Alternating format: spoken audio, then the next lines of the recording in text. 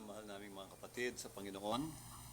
Magandang gabi po sa lahat ng ating mga kamanggagawa sa ubasan ng Lord, mga pastors, ministers, Christian workers. God bless you po sa inyong lahat sa gabing ito. Talakayin po natin itong Romans chapter 10 sa araw pong ito. Diretsuin na po natin para makarami po tayo. Dito sa Romans chapter 10, mula 1 hanggang 10, talakayin natin itong dalawang covenants na binigay ng Panginoon sa atin, no? Tungkol ito sa salvation. Napakahalagang aral po nito. Isa ito sa matatawag nating signature message sa banal na kasulatan dahil may kaugnayan po ito sa ating kaligtasan. Napakahalaga po nito. At makikita natin yung kalagayan ng Israel na talagang dapat silang ipanalangin sa oras na ito. Babasahin ko po mula dito sa chapter 10 ng Book of Romans, beginning dito po sa verse 1 hanggang 10. Brethren, my heart's desire and prayer to God for Israel is that they might be saved. Sabi ni Apostol Pablo, malino po sabi niya, mga kapatid, ang aking desire, ang nasa ng puso ko at panalangin ko sa Diyos ay maligtas nawa ang Israel. Sabi niya, napakalinaw ang sinabi ni Apostol Pablo rito. Alam ni Paul na hindi ligtas ang Israel dahil tinakwil nila ang kanilang Messiah, hindi nila tinanggap si Jesus Christ bilang Savior, kundi ipinako nila sa krus. Ayon sa Biblia, kaya sabi ni Paul, ang aking desire at panalangin sa Diyos, nawa ay maligtas ang bansang Israel. Kaya sa Korinto, sinabi niya rin yan, sabi niya, ipanalangin natin ang Israel. Dahil sa inyong awa o habag, ang Israel ay maliligtas din, sabi niya. Kaya kailangan ng Israel ang panalangin po ng church ngayon. Dahil ang church, ito po ang kinasihan ng Espiritu Santo o ng ating Panginoong Jesucristo ngayong panahon po natin.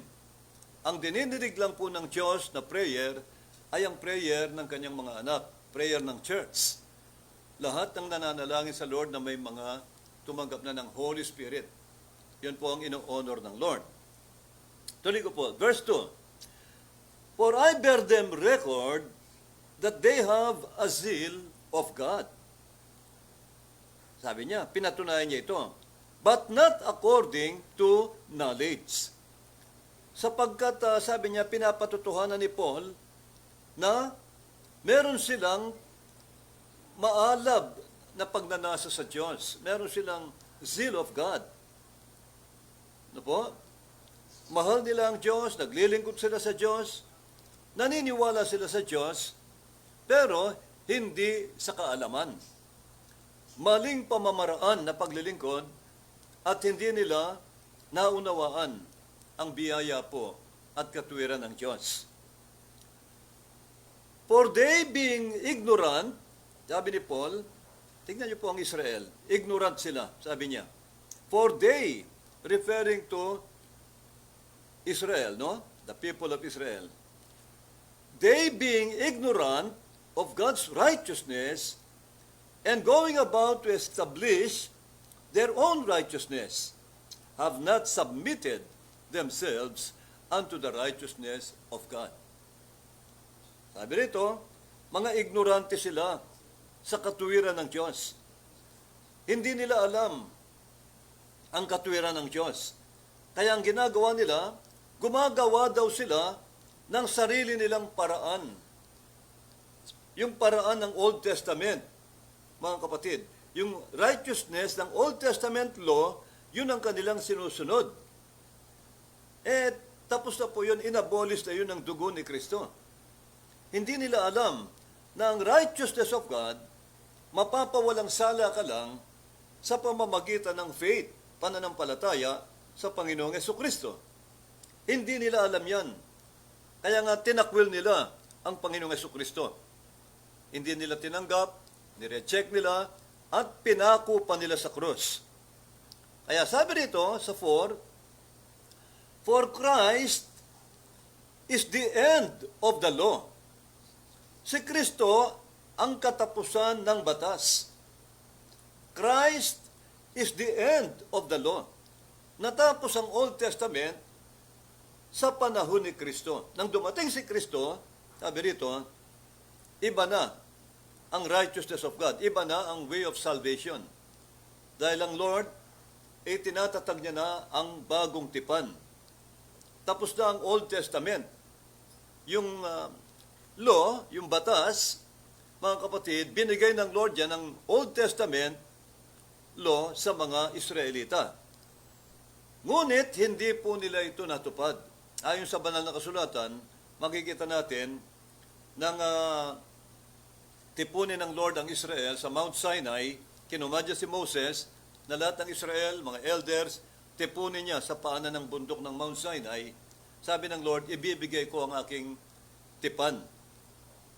Dito po ang Diyos nakipag-marriage covenant sa Israel na siyang magiging Diyos nila. Binigay ng Diyos dito ang 10 Commandments sa Mount Sinai. Ang sabi ng Lord, I am the Lord, your God. Ako ang Panginoon yung Diyos na naglabas sa inyo sa Egypt, na nagligtas sa inyo sa pagkaalipin. Huwag kayong magkakaroon ng ibang Diyos maliban sa akin lamang, sabi ng Lord. Maliwanag ito salita ng Diyos nang sabihin niyang, huwag kayong magkakaroon ng ibang Diyos maliban sa akin lamang. Maliwanag po yun na nagsasalita ang Ama. Ang Diyos Ama, ang nag-iisang Diyos at wala ng iba, ang kapatid. Kaya maliwanag po ito, sabi rito, may mystery ito. Sabi niya, ibinigay ng Lord ang Old Testament law sa Israel para maging righteousness ng Diyos sa panahon nila. Doon sila maliligtas. Kaya lang napakabigat.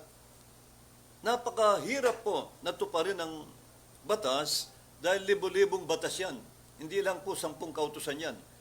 Libo-libo yan. Ang daming bawal. Bawal kumain ng hayop na ganito. Bawal kumain ng isdang yan.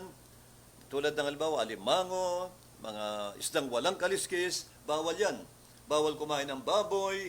Bawal kumain ng mga maruming hayop. Ang dami pong bawal. Kaya hindi natupad ng Israel ang Old Testament law. Napakabigat. Sabi nga ni Paul, alam nyo, sabi niya, ang Old Testament law, napakaganda. Kung tutusin, hindi masama. Banal yan, sabi ni Paul. Spiritual. Kaya lang, sabi niya, ako'y carnal, sabi ni Paul. But I am carnal, sold under sin. Ang sabi niya sa Romans 7 Maganda ang Old Testament. Word of God yan Kaya lang, mabigat po. Hindi kayang tuparin ng isang taong pangkaraniwan, laman. Dahil laman ng tao, maraming kahinaan, kaya nagkakasala. Lagi na lang po naghahandog ng dugo. Alos sa tuwing magsasamba sila, tuwing Sabat, nagdadala ng hayop, kambing, tupa, anumang hayop, pinadudugo nila, at yung dugo, winiwisik sa altar para sa kanilang atonement, po, para mapawalang sala sila. Kaya nga sabi ng Bible, ang Old Testament law, yung paghahandog, hindi naging perpekto sa Israel.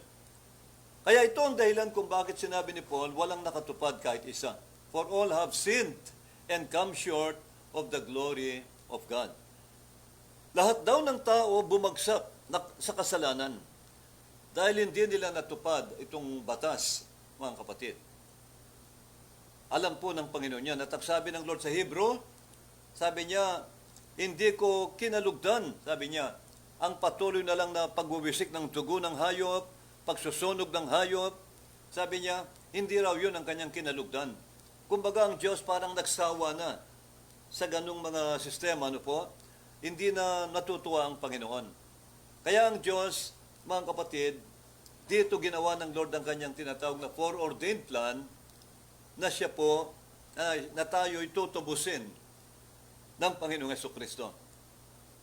Maliwanag po itong plano ng Lord na ito, sabi ng Ephesians, inabolish ng Diyos ang Old Testament. At itinatag niya ang bagong tipan. Ito na po. Dalawang covenant ng Lord, Old Testament at ang New Testament. Under tayo ngayon ng bagong tipan. Bagong covenant ng Lord, no? Ng kaligtasan. Covenant of salvation. Ngayon, tuloy ko po itong sinabi ni Paul. Para makita nating lubos itong napakagandang mensahe ng Lord dito, makikita nyo ang paraan ng Panginoon. For Christ is the end of the law. For righteousness to everyone that believeth. Si Kristo raw ang katapusan ng batas ng katwiran ng Lord noong Old Testament. Kaya nga hindi na natin pwedeng pananganan ngayon ang Old Testament law.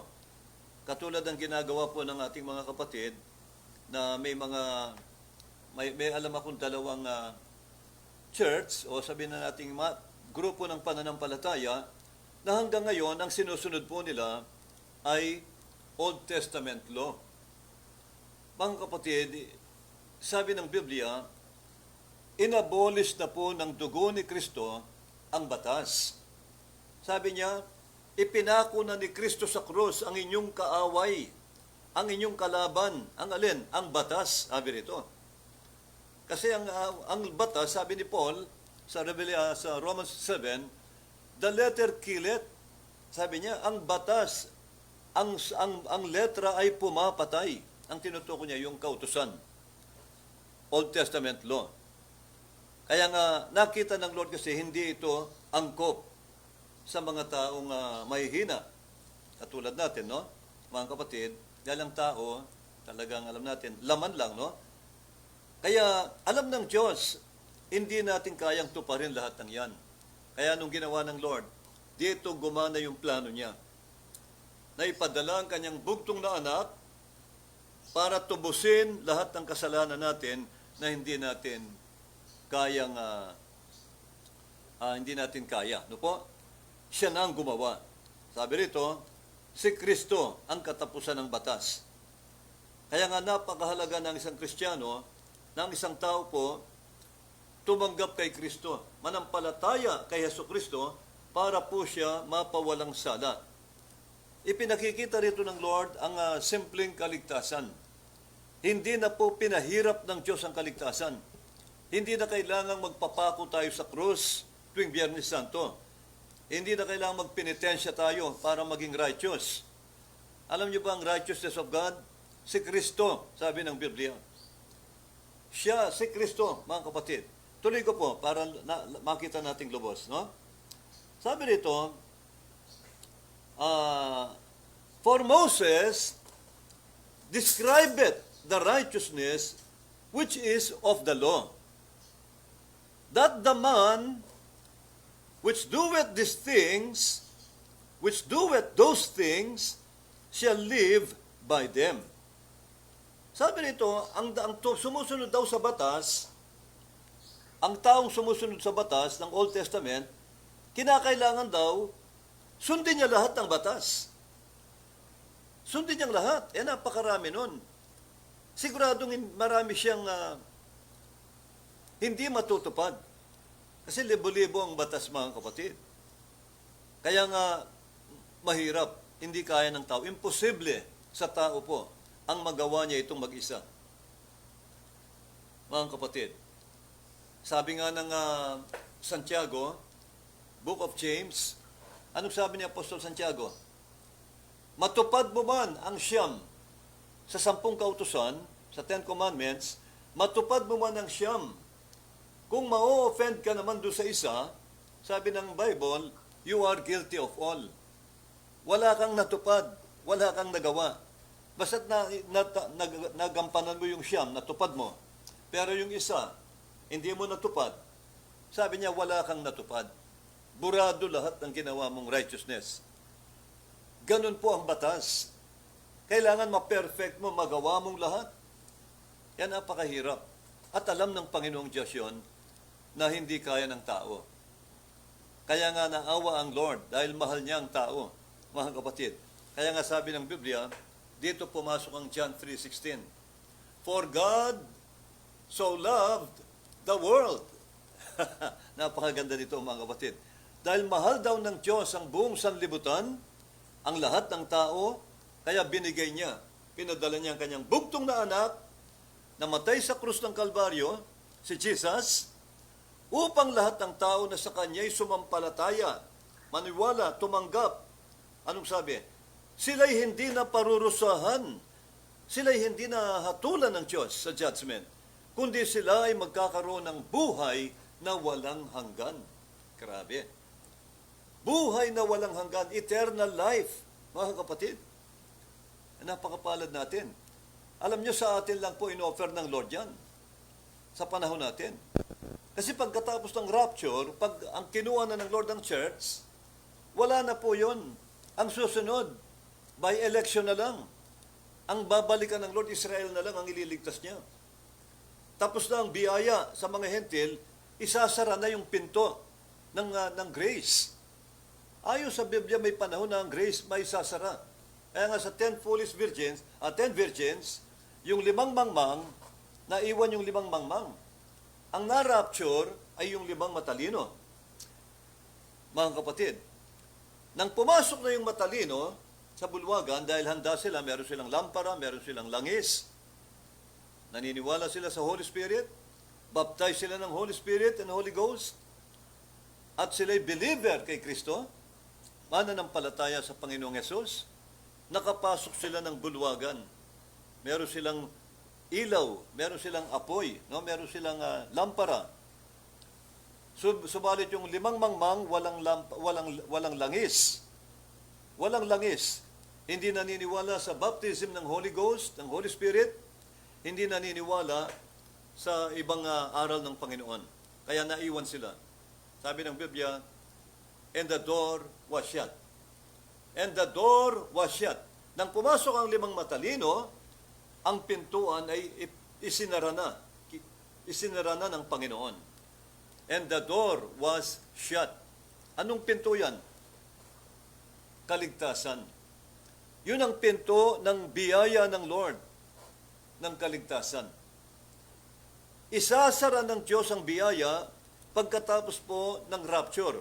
Pag kinuha na ng Lord ang kanyang church, ang lahat ng anak niya sa panahon natin, kinuha na ng Lord ang buhay sa rapture o sa second coming of Christ, mga kapatid, yung maiiwan, ayon sa Biblia, kahabag-habag. Kawawa po yung maiiwan, mga kapatid. Dahil wala ng pangalawang tinatawag na second chance salvation, no? Wala ng rapture na magaganap muli. Minsan lang po magaganap ang rapture. Yung tinatawag nilang rapture o second coming of Christ. Bagamat wala sa Bible yung letra por letrang rapture, pero ang ibig sabihin niya ni ecstatic joy, yung experience na madadama mo kapag kinuha ka ng Lord sa mundong ito, ng buhay, mga kapatid, pinalitan ng Diyos ang iyong katawan ng spiritual body. Sabi ni Paul, and all of us shall be changed. Magkakaroon tayo ng tinatawag na body change. Babaguhin ng Lord yung mga katawan natin. Sabi ng Bible, yung nasisira, nabubulok, papalitan niya ng hindi nabubulok. Yung natural body, gagawin niyang spiritual body. Kaya mas maganda, sabi ng Korinto, mas higit na maganda ang ibibigay ng Lord sa iyong katawan. At yun ang kukunin ng Lord sa rapture, mga kapatid, para salubungin ng Panginoon sa ulap. Yun ang rapture. Yung lahat ng hentil na may iwan, ito, gusto ko pong i-correct ito. Maraming churches naniniwala, pag naiwan ka sa rapture, sabi niyo, wag lang kayong magpatatak ng 666. Magpapugot kayo ng ulo. Pag dumating ang Antichrist, maging martyr kayo. Magpapugot kayo ng ulo, ligtas din kayo. Maliligtas din kayo. Sabi ko sa mga pastor na kaibigan ko, pakibasa, pastor, itong sinasabi niyong, pag naiwan ka, maliligtas ka pa? Anong chapter ba? Anong verse ba yan sa Bible? Wala silang maipakita, mga kapatid. Ang sabi ng Biblia, binigyan na tayo ni Jesus ng aral dito. Nang maiwan ng 5 foolish virgins, di ba, naiwan sila, hindi na sila nakapasok sa bulwagan. sinara na ang pinto ng Lord. Pagkatapos ng rapture, na-rapture ang 5 matalino, yung 5 naiwan. Dahil sinara na ang pinto ng biyaya. Biyaya ng kaligtasan. Maya-maya kumakatok sila at nagmamakaawa. Panginoon, Panginoon, pagbuksan mo po kami. Naniniwala na kami. Nananampalataya na kami. Ano man yung hindi nila pinaniwalaan dati. Nagsisisi na kami. Binuksan ba ng Lord? Sumagot ang Panginoon. Anong sabi ni Jesus? Verily, I say unto you, I know you not. Sabi ni Lord, I know you not. I do not know you. Hindi ko kayo nakikilala. Hindi ko kayo kilala. Sabi ni Jesus. Tingnan niyo po. Paano maliligtas yun? Una, hindi kinilala. Ang tunay na anak ng Diyos, ang tunay na chosen at ligtas, kilala ng Diyos. Dahil sabi niya sa John chapter 10, My sheep hear my voice, and I know them, sabi ni Jesus. Kilala ko ang aking mga tupa. Pero sabi niya sa mga 5 foolish virgins, I know you not. Sabi niya, hindi ko kayo kilala. Sino kayo? Paano maliligtas yun? Yun ang una. Pangalawa, hindi sila pinagbuksan, mga kapatid. Hindi binuksan ang pinto para i-welcome sila. Sumagot lang siya habang nakasara ang pinto. I know you not. Hindi ko kayo kilala. Sabi ng Lord. Naku mga kapatid, grabe. Itong dalawang wala nang may dadahilan, mga kapatid. Nagpapatuloy. Pag naiwan ka sa rapture, hindi ka nakikilalanin. Hindi ka na maliligtas, mga kapatid. Sapagkat ang sabi ng Biblia, kaya nga si Kristo, lagi niyang sinasabi, kaya't magbantay kayo, sapagkat ako'y darating parang magnanakaw. Maaring sa hating gabi, maaring sa madaling araw, maaring sa umagang tapat o tanghaling tapat. Ako'y darating na parang magnanakaw. Magbantay kayo, maghanda kayo, sabi ni Jesus. Bakit tayo pinaghahanda? Sapagkat alam ng Lord, pag naiwan ka, kawawa ka. Magsisisi ka, wala nang pag-asa. Bakit? Sapagkat ang kaligtasan, aalisin na ng Lord sa Gentiles. Aalisin niya na sa mga hentil. Saan siya pupunta ngayon? Babalik na siya sa Israel. Sa Israel na siya babalik. Romans chapter 10, malinaw po. Napakalinaw ng sinasabi ng Panginoon. Sabi niya sa chapter 11, sabi niya, For I would not, brethren, that you should be ignorant of this mystery, that blindness in part is happened to Israel, sabi niya, until the fullness of the Gentiles be come in. And so all Israel shall be saved. All Israel shall be saved. Sabi ni Paul, ang pagkabulag ng bansang Israel, maliwanag po yung sinabi niya, ang Israel ngayon ay bulag. Bulag, hindi nila kilala si Jesus Christ, ang kaligtasan. Hindi nila kilala ang daan ng salvation. Hindi nila kilala ang katotohanan at ang buhay. Sabi ni Paul, sila ay bulag. Pero yung pagkabulag nila, sabi niya, pansamantala lamang. Hanggat hindi nakukumpleto ang bilang ng mga hentil na maliligtas. Meron po kasing bilang ang mga Gentiles na itatawagin po ng Lord para maligtas. Pag yan po, halimbawa, ang bilang ng mga maliligtas, sabihin na, halimbawa lang po, 10 milyon. Yung 10 milyon na yan, natawag na ng lahat ng Lord. Lahat po, natawag niya na, naligtas niya na. Yun na po. Ipe-perfect na lang niya yan. Ipipurify na lang at ihahanda sa rapture. Pagkatapos po, babalik na, pag na-rapture na yan, mga kapatid, sarado na ang pinto sa mga hentil.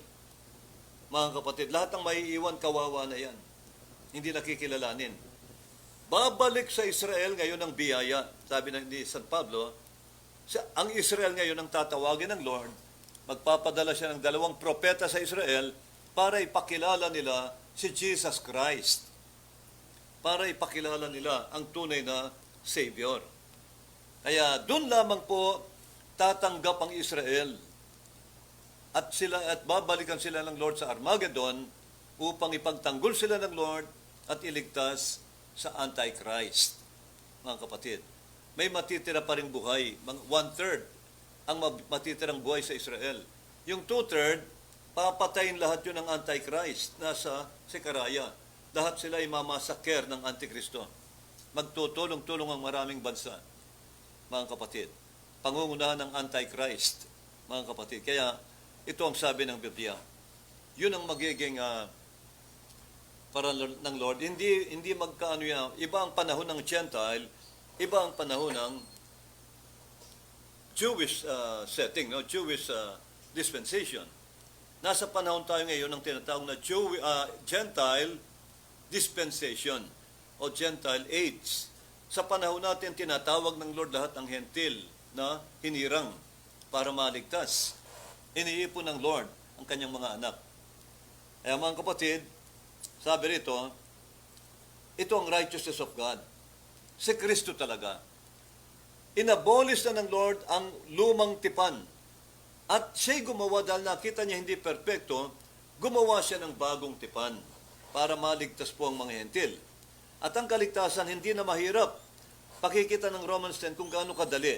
Sabi rito, but the righteousness, verse 6, chapter 10, verse 6, but the righteousness which is of God, which is of faith.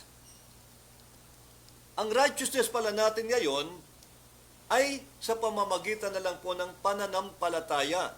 Kanino? Kay Jesucristo, sa anak ng Diyos. Pananampalataya sa kamatayan ni Kristo sa krus. Sabi rito, ito ang righteousness which is of faith. Speak it on this wise. Say not in your heart, who shall ascend into heaven? That is, to bring Christ down from above. Or who shall descend into the deep? That is, to bring up Christ again from the dead. Verse 8, but what saith it? Pero ano ba ang righteousness of God? Paano ba tayo maliligtas? Paano ba tayo magiging matuwid sa harap ng Lord at ma-justify? Sabi ni Paul, the word is nigh. Sabi niya, malapit lang sa iyo. Hindi malayo ang kaligtasan, kapatid. Sabi nito, pakinggan niyo mabuti, the word is nigh. Malapit lang sa iyo ang kaligtasan. The word is near you, even in your mouth. Nasa bibig mo lang ang kaligtasan, ang righteousness. And in thine heart. Dalawa po, nasa bibig mo at nasa puso mo. Even in your mouth and in your heart. That is the word of faith. Ang pananampalataya, sabi niya, ito ang salita ng pananampalataya, which we preach, sabi ni Paul. Ito ang kaligtasan. Ito ang magpapawalang sala sa iyo. Ito ang righteousness of God. Magiging righteous ka. Mapapatawad lahat ng kasalanan mo. Nasa bibig mo lang at nasa puso mo. Verse 9, paano? That if thou shalt confess with your mouth, na kung iyong ipapahayag sa iyong labi, sabi niya, sa iyong bibig, i-confess mo lang, salitain mo lang sa iyong bibig, the Lord Jesus, ang Panginoong Jesucristo, salitain mo lang daw, and shall believe in your heart that God has raised him from the dead, you shall be saved. Sabi nito, you shall be saved. Maliwanag po ito. Ikaw ay maliligtas. Kapag pinahayag mo si Jesus sa iyong bibig at naniwala ka sa Kanya sa iyong puso, pinaniwalaan mo siya, pinanampalatayanan na nabuhay siyang maguli pagkaraan po ng 3 araw mula sa libingan.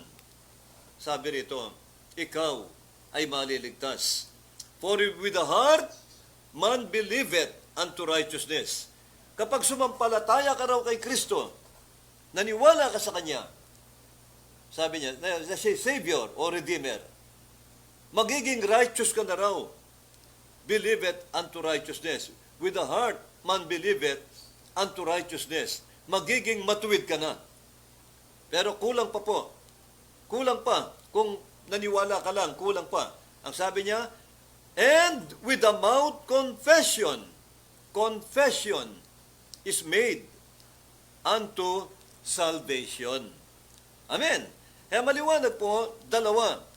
Kailangan daw sumampalataya ka sa iyong puso na si Jesucristo napako sa krus, namatay, at tinubos niya ang ating mga kasalanan. Siya ang ating Savior o Redeemer. Number 1 yon, magiging righteous ka. Magiging matuwid ka sa paningin ng Lord. At pangalawa, ito ang gagawin mo. At pangalawa, i-confess mo siya sa iyong bibig. Salitain mo sa iyong bibig. Ipahayag mo siya sa iyong bibig na siya ang Savior, na siya ang Redeemer. Sabi rito, i-confess mo at na siya'y tinatanggap mo bilang Panginoon mo tagapagligtas ng iyong buhay, ng iyong kaluluwa. I-confess mo siya sa iyong bibig. At anong sabi ng Biblia? For with the heart man believeth unto righteousness. Pag sumampalataya ka sa puso, magiging matuwid ka. Matutuwa ang Lord. At pag kinonfess mo naman sa bibig mo, sinalita mo sa bibig mo ang Panginoon Jesucristo, sabi niya, is made unto salvation. Dito ka maliligtas, sabi ng Biblia. Makukumpleto yung faith mo. Pinaniwalaan mo sa puso mo, nanampalataya ka, at kinonfess mo sa bibig mo, ibig sabihin kinonfess mo, tinanggap mo siya bilang Panginoon. Kinonfess mo na siya Savior, at siyang nagligtas sa iyo, napako siya sa krus dahil sa iyong kasalanan, at tinanggap mo siya bilang Panginoon. Panginoon, Lord Jesus, tinatanggap kita aking Panginoon at tagapagligtas ng aking buhay. Sabi ng Biblia, sa pamamagitan ng mouth confession is made unto salvation. Doon ka raw maliligtas. Maliwanag po ito, mga kapatid. Doon mapapawalang sala ang lahat ng kasalanan mo, justified ka, lahat po. Sabi ng Biblia, magiging matuwid ka sa harapan ng Lord. At maliligtas ka. Yun po ang sinasabi ng banal na kasulatan. Napakalinaw po, mga kapatid. Kaya ang righteousness of God sa panahon natin ngayon, si Kristo. Dito natupad ang sinabi niya sa John 3:16, dahil sa pag-ibig ng Diyos sa lahat ng tao, pinadala niya ang kanyang bugtong na anak, si Jesus Christ, Panginoong Yesus. Upang sino mang tao na sa kanya'y sumampalataya, maniwala, i-confess siya at tanggapin siya bilang Panginoon. Sabi ng Biblia, hindi na siya parurusahan, hindi na siya hatulan sa judgment, kundi, sabi ng Biblia, magkakaroon siya ng buhay na walang hanggan. Eternal life. Kaya nga mga kapatid, napakapalad po natin sa panahon natin ngayon. Tayo lang po ang ino-offera ng Lord ng ganyan. Nasa panahon tayo ng tinatawag na dispensation of grace. Panahon po ng biyaya, itong panahon natin, mga kapatid. Ito po ang panahon ng grace. Dahil ngayon, nag-o-offer ang Lord ng eternal life.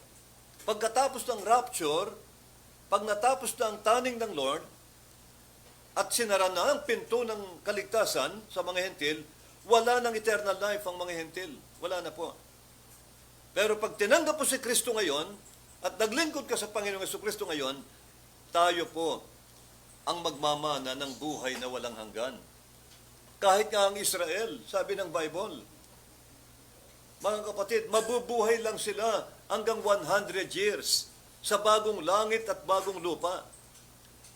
Kasi sila po, kumbaga, nireject nila ang eternal life.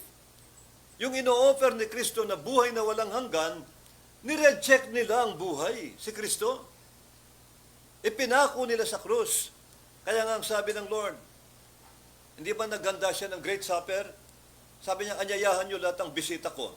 Meron talaga siyang unang pangunahing panauhin o bisita. Sino ang bisita niya? Israel. Sila talaga ang pinuntahan ni Lord sa lupa para iligtas. Pero nireject siya. Panginoon, marami po silang dahilan. Sabi ng iba, pasensya na kayo. Busy ako. Bumili ako ng baka, susubukan ko sila. Sabi ng isa, bumili naman ako ng lupain at titignan ko. Ang dami nilang mga alibis, ang dami nilang mga dahilan, excuses. Sabi ng isa, bagong kasal po ako, hindi po ako makakapunta sa paanyaya ng Panginoon. Pasensyahan niyo ako. Mga kapatid, nagalit ang Panginoon nang i-report ng mga inutusan niya ang pag-reject nila sa Great Supper ng Lord. Sabi ni Lord, sige, kung gano'n sila, pumunta kayo sa mga likuang daan, sa mga palengke, yung mga makikita nyo mga may mga kapansanan dyan, mga bulag, pipi, bingi, lumpo. Sila ang anyayahan mo yung mga pulubi. At sila ang para mapuno ang bahay ko, ang aking hinanda na Great Supper, sila ang kakain. Sinasabi ko sa inyo ang totoo. Isa man sa mga inanyayahan kong yan, Israel, isa man sa kanila, sabi ng Lord, hindi makakatikim sa aking Great Supper. Yun ang nakakatakot. Yun ang mga kapatid, doon na nagkamali ang Israel. Nireject nila ang eternal life. Nireject nila ang buhay na walang hanggan.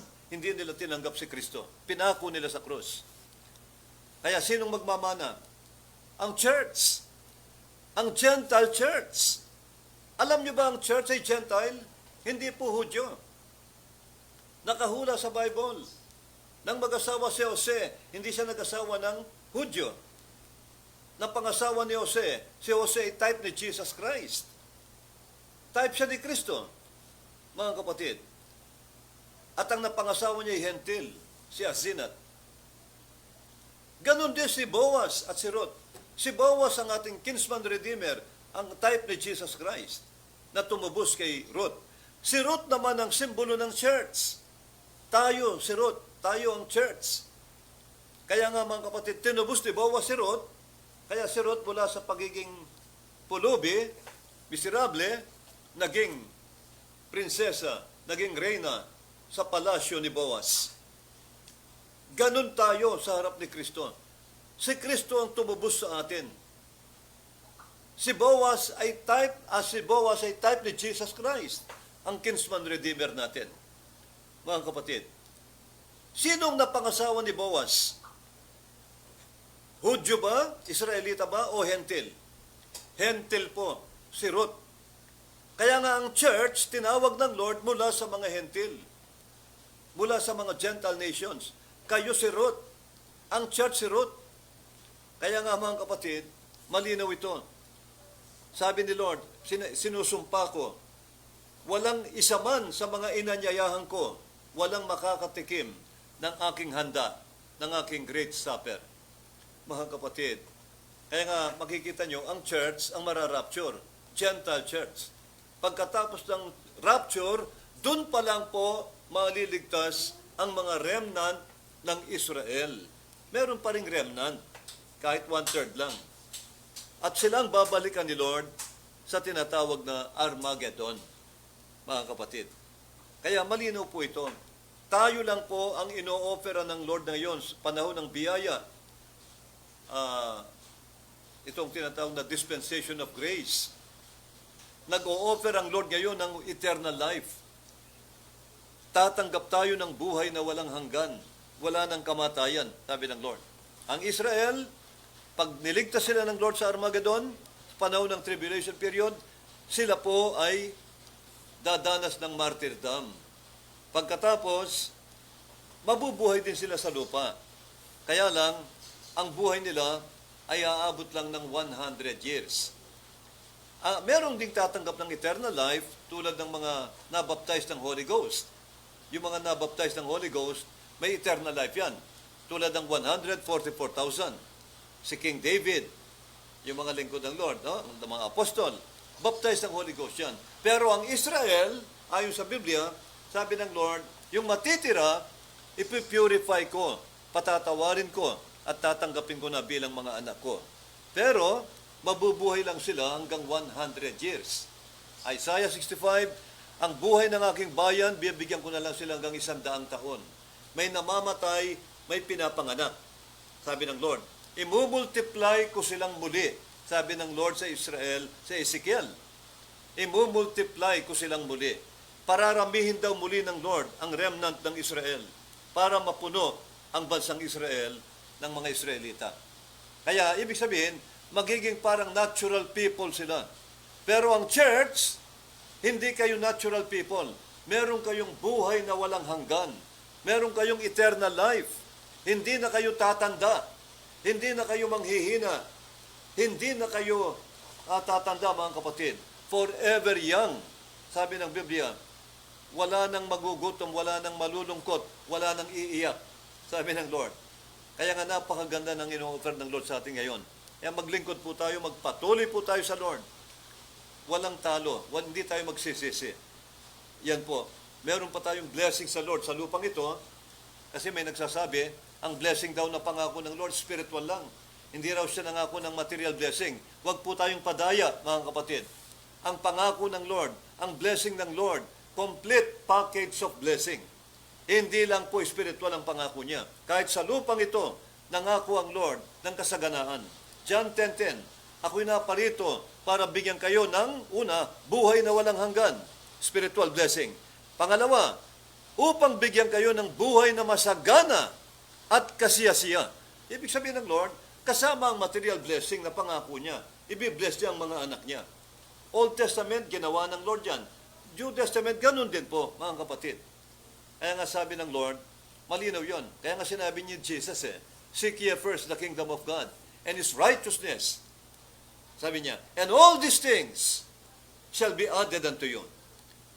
Seek ye first, but seek ye first the kingdom of God. Ngunit, unahin daw muna natin ang kanyang kaharian. Ano ang kaharian ng Lord? Yung kanyang katwiran.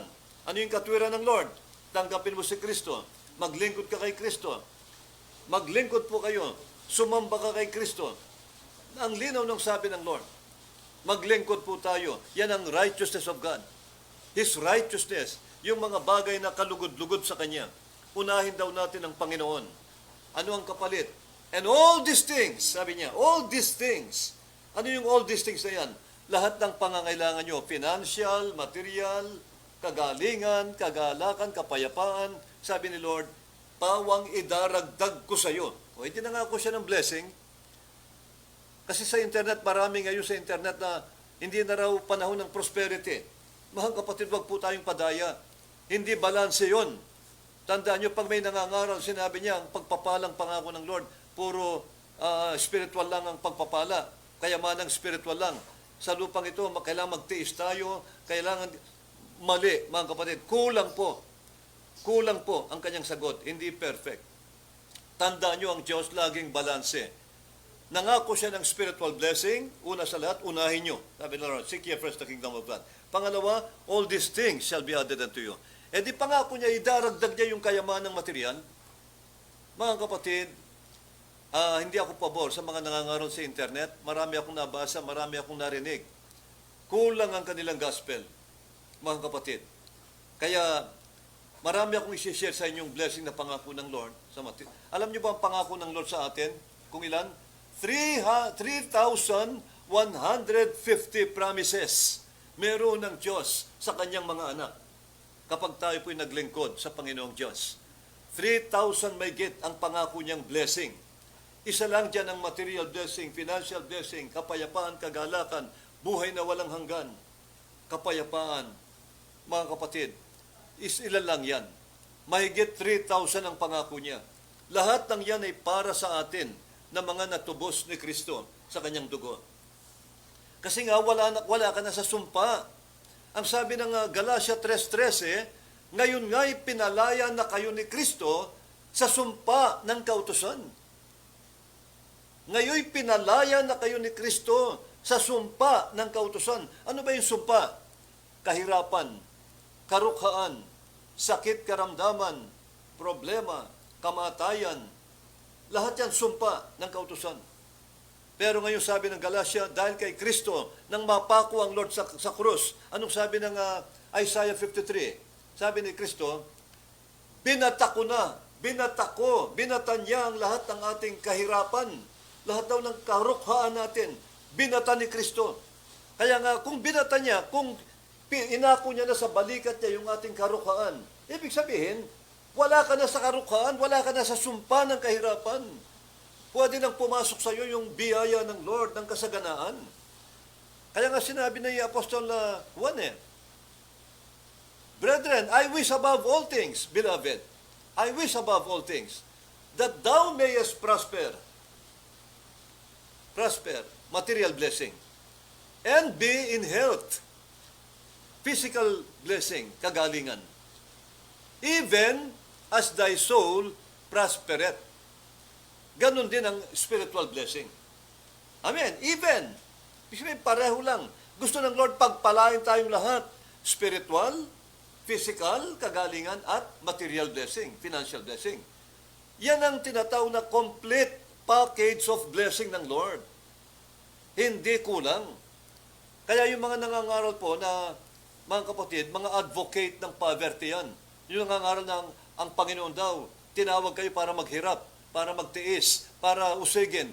Mali po yun. Isa lang yan sa mga pagsubok, pero hindi habang panahon pagsubok. Kaya nga sabi ng Bible, may panahon ng kasaganaan, may panahon ng pagsubok. May panahon ng pagtangis, may panahon ng pagtawa. Laging balanse, laging may blessing. Mga kapatid, kapag sinabi nilang puro poverty lang, puro kahirapan, hindi balancing gospel, yan mga kapatid. Huwag tayong padaya na maliwanag po ang Bible, mga kapatid. Totoo ang sabi ni Lord. Kaya nga sa atin, sinishare natin ang tribulation period. Sinishare natin na may pagsubok, may mga kahirapan, may mga pagtitiis, pero lahat yan mapagtatagumpayan dahil kay Kristo. Pero hindi natin inaalis yung blessing dahil pangako rin ng Lord yan. Kailangan balanse mga kapatid. Huwag kayong padaya. Kumari huwag kayong manonood sa mga ganyang vlogger na hindi balanse ang aral. Malalason po ang utak nyo. Malalason ang isip nyo. Dito kayo manood, dito po, balanse po ang ating aral. Walang bawas, walang kulang. Sinasabi lang natin yung totoo. Kaya sabi dito, dalawang Sunday po natin tatalakayin ito, mga kapatid. Para bago ko talakayin yung covenant, siguro next Sunday po yon, ito munang sinasabi ng Lord. Kaya nga sabi ng Bible, ngayon nga'y, Galatia 3:13, Christ has redeemed us from the curse of the law. Tulad ng nasusulat, sabi niya, inako niya raw siya na raw ang nasumpa. Siya na raw ang umako sa sumpang dapat nating tanggapin. Tinubos niya tayo. Binayaran niya yung bayad sa kasalanan natin. Imbis na tayo ang pinarurusahan, lahat ng parusa, tinanggap na ni Kristo. Kaya nga tayo justified na. Ibig sabihin ng justified? Justified. Ibig sabihin, para bang hindi ka nagkasala in the first place, no? Parang hindi ka nagkasala. Ganun ang justified. Wala nang nakitang kasalanan si Kristo sa iyo. Dahil binayaran niya na yung kasalanan natin. Hindi ka na kayang akusahan ni Satan. O itong anak mo makasalanan, parusahan mo ito. Kahit pagyan mo ng kahirapan. Sabi ng Biblia, hindi ka kayang akusahan ni Satan. Dahil sasabihin ni Kristo, hindi mo pwedeng bigyan ng kahirapan ng anak ko. Sapagat lahat ng kahirapan at parusa, tinanggap ko ng lahat sa krus ng Kalbaryo. Binayaran ko na lahat ng yan. Kaya sabi na ni Apostol Pablo, sinong pwedeng humatol sa iyo? Wala. Hindi ka kayang akusahan ng demonyo sapagkat tinubos ka na ni Kristo sa krus ng Kalbaryo. Tinubos ka na. Kaya hindi na pwedeng akusahan ka ni Satan. Kaya ang diablo ngayon, ang ginagamit ng diablo, yung isip. Nagpapaisip na lang siya ng mga negative. Tandaan nyo, ang labanan ngayon, ang diablo bumubulong na lang sa isip para sirain ang mga anak ng Diyos, para mabigyan niya ng sakit, para mabigyan niya ng problema. Bubulong na lang ng diablo sa mga Kristiyano, bubulong niya yan. Hindi ka mahal ng Diyos. Wala ka ng pag-asa. Gumive up ka na. Ganun ang bulong ng diablo. Huwag niyong pakinggan ang bulong ng diablo, mga kapatid. Konting bagay lang, nag-iisip na ng masama. Minsan, halimbawa, merong isang kapatid na nagsabi sa akin yan eh. Minsan lang, humawak lang siya ng cellphone, ang asawa niya nag-iisip na ng masama. Evil thought po yan. Yang ang nais ng diablo, guluhin kayo, lagi kayong mag-away, hanggang sa kayo maghiwalay. Doon tatawa ang diablo. Huwag po kayong padaya. Labanan niyo ang evil thought. Ang diablo ngayon, ang labanan nasa isip, sabi ni Apostol Pablo. Mga kapatid, kailangan kontrolin niyo ang diablo. Resist the devil and he will flee from you. Sabi ng banal na kasulatan. mga kapatid, siguro, gusto kong i-share pa itong ikumpleto ko ito, pero next meeting na lang po yung iba. Ito po ang sabi rito ng Lord. Ulitin ko. Ito ang katwiran ng Lord. Ulitin ko. But what saith it? The word is nigh thee, even in your mouth. Nasa bibig mo lang ang katwiran. And in your heart, nasa puso mo lang ang katwiran ng Diyos, ang kaligtasan. That if you shall confess with your mouth the Lord Jesus Christ, and shall believe in your heart that God has raised him from the dead, you shall be saved. You will be saved. Sabi ng banal na kasulatan. Maliligtas ka, mga kapatid. Kaya, hindi na kailangang magpasang ka ng krus tuwing Biyernes Santo. Hindi na kailangang patayin mo ang katawan mo para gumawa ng mabuti, o magpenitensya, o magsakripisyo. Ang sabi ng Bible, paniwalaan mo lang ang Panginoon sa ginawa niya sa krus para sa iyo. Maniwala ka lang na si Kristo napako sa krus ng Kalbaryo at namatay dahil sa iyong kasalanan, dahil tinubos ka niya. Sabi ng Biblia, magiging matuwid ka na sa harap ng Lord. Righteous ka na. Wala ka ng kasalanan. At para makumpleto ang salvation, sabi ng Biblia, i-confess mo siya sa iyong bibig. Salitain mo sa iyong labi ang Panginoong Jesucristo. Yung ginawa niya, Lord, naniniwala ako na matay ka sa krus dahil sa aking kasalanan. At sa oras na ito, tinatanggap kita, aking sariling Panginoon at tagapagligtas. Mga kapatid, isang araw, nangaral ako sa Nueva Ecija. Lagi akong nagkukrusada nung araw doon. Isang araw sa pagkatapos ng message, tinawag ko ang mga tao na gustong tumanggap sa Lord. Lahat po lumapit sa altar. Maraming tumanggap sa Lord. Alam niyo ba ang sabi ng Lord sa akin? Sabi niya, patanggapin mo sila sa akin. Patanggapin mo sila sa akin, sabi ng Lord. Ibig sabihin, gusto ng Lord ang mga Kristiyan, ang mga tao, patanggapin natin kay Kristo. Pasukuin natin kay Kristo. Yun ang tinatawag ng mouth confession. Panginoon, sumasampalataya po ako sa iyo, Lord Jesus, na namatay ka sa krus, napako ka ng dahil sa aking kasalanan, tinubos mo ako. Nagpapasalamat ako. At sa oras na ito, Panginoon, pumasok ka sa puso ko na marumi sa kasalanan. At hugasan mo ako ng iyong banal na dugo. Maghari ka, Panginoon, sa aking puso. Yun ang prayer, kinoconfess mo siya. Naniniwala ako sa iyo, sumasampalataya ako sa iyo. At sa oras ding ito, tinatanggap kita, Panginoong Yesus, bilang aking tagapagligtas, manunubos, at Panginoon ng aking buhay. Napakagandang confession. Napakagandang acceptance, mga kapatid. Kumpleto. Kaya ang Panginoon, anong sasabihin ni Lord? Papasok sa iyo, sabi ng Lord. Revelation 3:20. Revelation 3:20. Bago tayo manalangin, itong sinabi ni Jesus Christ. Ang Book of Revelation ay salita ni Jesus. Kaya sa Revelation 1:1 nakasulat, the revelation of Jesus Christ. Si Kristo ang nagbigay ng revelation. Pinadala niya lang sa kanyang angel na si John. Revelation 1:1. And he sent and signified it by his angel, John, the beloved. Sinugo niya lang si John para yung revelation madala ni John sa 7 churches. Pero si Jesus Christ ang mismong nagbigay ng revelation, hindi si John.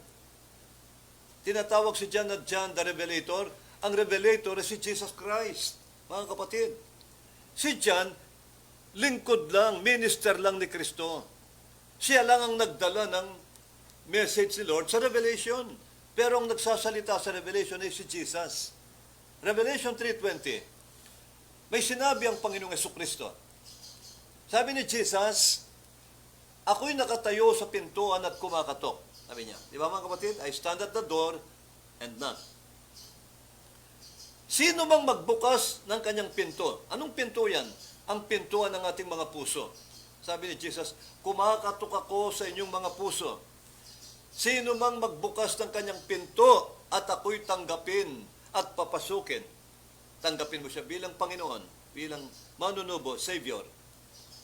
Papasukin mo sa iyong puso. Sabi niya, sino mang tumanggap sa akin at magbukas ng kanyang pinto, ako'y papasok sa kanyang puso at ako'y mananahang kasalo niya. Maliwanag po yun. Si Jesus papasok sa puso natin para manahan kasama natin. Di ba napakalinaw? Amen? Sinong pumasok ngayon sa puso mo? Si Jesus. Espiritu ni Kristo, ang Holy Spirit mismo. Kaya nga sabi ni Jesus narito ako'y kasama niyong palagi. Kahit saan ka pumunta ka sa bukid, pumunta ka sa syudad, sa baryo, sa barangay, sa Manila, sa syudad, kasama mo si Jesus kahit saan ka pumunta. I am with you. Behold, I am with you always, even unto the end of the world. Sabi niya, I am with you. I will never leave you, nor forsake you. Hindi raw tayo iiwanan ni Jesus. Bakit? Kasi kasama natin siya. Siya yung pumasok sa puso natin. Si Jesus Christ. Malinaw po yun. I am with you. Sinong nagsasalita? Si Jesus. Ako'y papasok sa iyong puso. Sino siya? Si Jesus. Ngayon, kilala nyo na kung sino ang Holy Spirit na pumasok sa iyo. Ang sabi ng Lord, ako'y hahapong kasalo mo. Kaya nga si Jesus nasa iyo. At kung nasa iyo si Jesus, sabi ng Bible sa Korinto, we have the mind of Christ. Kaya nga naiintindihan natin itong Word of God. Dahil meron na kayong isip ni Kristo. At hindi lang yun, meron kayong power. Sabi ni Lord, tatanggap kayo ng kapangyarihan pag tinanggap niyo ang Holy Spirit. Kaya meron tayong power ng Holy Spirit. Kaya nga hindi ka nakaya ng diablo. Wala nang panalo ang diablo sa iyo. Hindi ka na niya kayang saktan, hindi ka na niya kayang patayin. Kaya nga ang ginagawa ng diablo para makapasok, bulong na lang sa isip. Nandyan ang battlefield. Nandyan ang tinatawag na battleground. Isip. Kaya nga sabi ni Pablo, yan ang bantayan nyo, isip. Isa sa gateway ng Espiritu ay ang isip, mga kapatid. Kaya magbantay po tayo. Hindi lahat ng bumubulong, pakikinggan mo. Maraming evil thought. Ang evil thought ng diablo, ang layunin, guluhin ka. Mag-away kayong mag-asawa. Magwala ka, magyera kayo. Yan ang evil thought. Huwag po tayong padaya, sabi ng Biblia. Kaya mga kapatid, yan po ang napakalino na salita po ng Panginoon. Kaya pag kinonfess natin si Jesus Christ, sabi ng Biblia, magiging matuwid ka at ikaw ay maliligtas. Napakaliwanag po nito mga kapatid. Salamat sa Lord, katatapos ng crusade sa Porac, Pampanga. Mga kapatid, tagumpay po ang crusade. Gusto ko itong kagalakan ito, ma-share din namin sa inyo, ma-impart sa inyo yung kagalakan, yung tagumpay. Bago tayo manalangin, tagumpay po ang crusade. Ngayon, meron na pong regular nag-awain sa Porac, Pampanga. Maraming kapatiran, yung mga tumanggap sa Lord. Actually, kanina nagsi-attend na yung tumanggap sa Lord, nag-attend na sila sa ating general worship and fellowship, worship celebration. Kaya napakasaya, mga kapatid. Kaya sa gabing ito, bago tayo manalangin, huwag niyo pong kalilimutan yung sinabi ng Panginoong Yesus. The more revelation you get, the more word you get, the more powerful you become. The more word you get, the more Jesus Christ you become. Kaya mga kapatid, hanggang dito lang po. Magandang gabi po sa inyong lahat. Huwag niyo pong kalimutan, paki-share niyo po sa ating mga kaibigan, kamag-anak, kapatiran, ang ating live streaming na ito. I-share niyo po mga kapatid. Walang mawawala sa inyo, pero nakapaglilingkod kayo sa Lord. Malaking blessing po yan sa inyo.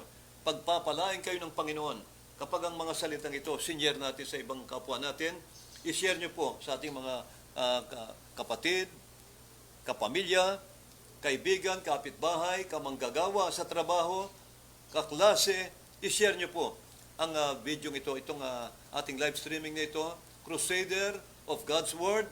Mga kapatid, marami kayong may matutulungan. Pag yan naligtas, bunga po pa yan sa Lord. Korona mo pa sa langit. Pag naligtas siya, nagpatuloy yan. Bunga mo yan, mga kapatid. Wala kang gagawin kundi anyayahan mo lang siya. Napakinggan po ito. i-share niyo po ang Crusader of God's Word. May tumawag po sa Manila, Caloocan at Caloocan at Pasay, mga kapatid. Naligtas sila sa pakikinig nila sa ating programa. Naligtas po sila, napakabuti ng Panginoon. Kaya mga kapatid, ganyan po. Yung mga ini-invite nyo, yung mga sinishare nyo, mga kapatid, sila rin po'y maliligtas. Pakishare po ito, pakilike o pakifollow ang ating Facebook at YouTube ministry. Pagbati po sa mga viewers na taga Mindoro. God bless you po, mga kapatid sa Mindoro. Pagpalain po kayong lahat ng ating Panginoong Yesus sa gabing ito. Mga kapatid, may pinaplano na po kami na pasyalan kayo riyan. May awa ang Panginoon. Makakapasyal po kami riyan at makakapagkrusada tayo sa Mindoro. Marami na pong kapatid sa Mindoro na sumasampalataya at sa ganun din sa mga kapatiran natin sa Nueva Ecija, sa Porac, Concepcion Tarlac, sa buong Pampanga at lahat ng kapatid sa iba't ibang bansa na nanonood ngayon. God bless you all, mga kapatid. God bless you all richly, abundantly, more and more, mga kapatid. Ang sabi ng Biblia, patuloy lang po tayo. Lahat tayo lalago sa Panginoon. Marami na pong patotoo ng mga pinagpala ng Lord na promote sa trabaho, sunod-sunod ang promotion, yung mga material blessings, financial blessings, umaagos. Ang prophecy ng Lord, blessings will overflow, sabi ng Lord. Dadagsa raw ang mga pagpapala ng Lord sa ating programa. Kaya mga kapatid, pagpalain po kayo ng Panginoon at ganun po lahat ng ating mga viewers na ngayong mga baguhan, napakaraming baguhan, kaya pagpalain po kayo ng Panginoon. God bless you po at tayong lahat po manalangin sa oras na ito. Amang banal, nagpapasalamat po kami, Panginoon, sa tagumpay na binigay mo sa amin sa gabing ito. Kahit paano, Lord, maluwalhati po namin na-share ang iyong mga salita. Lord Jesus, salamat sa iyong kamatayan sa krus ng Kalbaryo. Salamat po sa namatay ka upang tubusin kami sa lahat ng kasalanan at kasama mong tinubos ang lahat ng aming kahirapan at karukaan. Maraming salamat sa iyo. Sinabi mo sa iyong salita, nalalaman ninyo ang biyaya ng ating Panginoong Jesucristo na bagamat siya'y mayaman, nagpakadukha upang sa pamamagitan ng kanyang karukhaan, kayo naman ay kanyang payamanin. Maraming salamat, Lord, sa napakagandang pangako mo. At alam namin na ang pangako mo ay hindi lang spiritual, kundi complete package of blessing. I wish above all things that thou mayest prosper and be in health, even as thy soul prospereth. Kaya alam ko na ang pangako mo, material blessing, financial blessing, physical blessing at kagalingan, at higit sa lahat, spiritual blessing at matatag na pananampalataya at kaalaman. Kaya maraming salamat. Pagpalain mo po, Ama, lahat ng aming mga viewers, lahat ng aming mga kamanggagawang pastors na nakikinig ngayon, dinadalahan ko silang lahat. Lord God, samahan mo sila sa kanilang ministry, patuloy mo silang gamitin, dalahin ko ang pagkakaisa ng lahat ng iyong mga lingkod, idinadalahan ko na patuloy kang magligtas sa kanilang mga congregation. Ganon din po ang lahat ng mga kapatid naming baguhan, i-bless niyo po silang lahat, financially, materially, physically, pagalingin mo silang lahat. Lahat ng may sakit ngayon, idinadalahin ko, Lord, lahat ng nakikinig sa iyong mga salita, dalahan ko ang kanilang kagalingan, ipagkalubos sila sa kanila ngayon, Lord. Iunat mo ang makapangyarihan mong kamay, abutin mo sila ngayon. In the name of Jesus Christ, I command you, thou demon spirit of sickness and infirmities, all manner of disease and sickness, magsilayas kayo sa lahat ng aming mga viewers at kapatiran. In the name of Jesus Christ of Nazareth, tanggapin niyo ang kagalingan. Be healed and be made whole right now. In Jesus' mighty name. And be blessed financially. Be blessed physically. Be blessed spiritually. God bless your family as well. In Jesus' name, ang lahat po'y magsabing, Amen. Amen and amen. God bless you all, mga kapatid. Maraming salamat po. Kita-kita tayo muli sa susunod na linggo, alas 8 ng gabi. God bless you all. We love you all in the Lord.